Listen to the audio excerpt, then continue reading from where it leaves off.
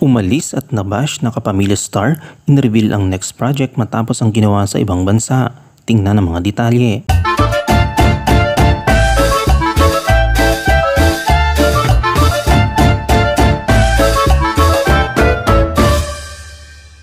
Ang Careless PH executive na si James Creed ay nag-asar tungkol sa mga darating na proyekto ng kanyang talento o talent na si Liza Soberano para sa darating na taon sa premiere night ng Hollywood debut film na aktres ang Lisa Frankenstein sa bansa noong nakaraang linggo. Si Liza ay nasa ilalim ng pamamahala ng Careless PH ng mahigit isang taon na. Mula noon, siya ay nakapagtrabaho sa ilang mga proyekto sa ilalim ng kanyang patnubay kasama ang kanyang mga Hollywood film. Iniulat ni James na mananatili si Liza sa United States na matagal dahil sa maraming proyekto na darating sa kanya sa mga susunod na buwan. Hindi niya binunyag ang anumang karagdagang detalye ngunit pinangako sa mga tagahanga o fans ng aktres na babalik din ito sa lokal na mga proyekto. Idinagdag ng Careless PH executive na siya ay pinagmamalaki ang mga tagumpay at pagkilala na natatanggap nila sa kamakailan lamang. Pinuri niya ang pagganap ng dating kapamilya actress Lisa Frankenstein. Ayon sa kanya, I really can't speak too much right now but she's currently in LA. She'll be there for a while. She has a lot of projects coming soon. She'll be there for a few months. We're excited for the projects both internationally and locally. She's doing us really proud. I'm so happy for her. It's a big dream come true for her. She really shines in this film. She's not a comedian but she has a very good comedic timing. She knows what she's doing.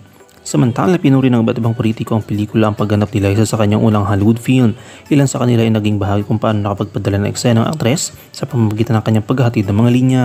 Matatandaan na nito lamang ay inilunsad niya ang kanyang excitement sa nalalapit na Hollywood debut ng talent ng kanyang agency na si Liza Soberano sa pelikulang Lisa Frankenstein. Sa isang panayam sa press ayon sa ulat ng ABS-CBN News, sinabi ni James na makikita ng mga manonood ng iba't ibang Liza sa kanyang paparating na pelikula. Nagtrabaho si Liza sa pelikula kasama sina Catherine Newton at Cole Sprouse. Ayon kay James, sinabi niya, "We've been waiting for this. I've seen a few of the first drafts myself and it's Liza like you haven't seen her before. So it's super exciting." Si Liza ay gumaganap sa papel na isang cheerleader noong dekada 80 na may pangalang Taffy sa pelikula. Binahagi rin niya ang kanyang karanasan sa pagtatrabaho kasama si Cole at Catherine.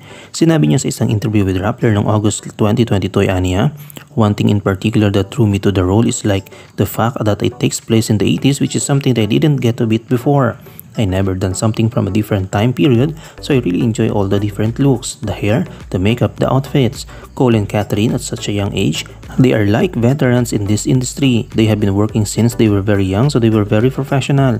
They knew exactly what to do, and they all knew what I am new this in the American production, and they made sure I got comfortable with them and with working in such new environment.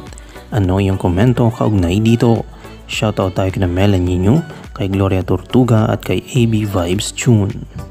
I-comment mo lang ang inyong opinion sa comment section at huwag kalimutang i-like, i-follow, i-subscribe ang bcgram.net para sa mga latest happenings.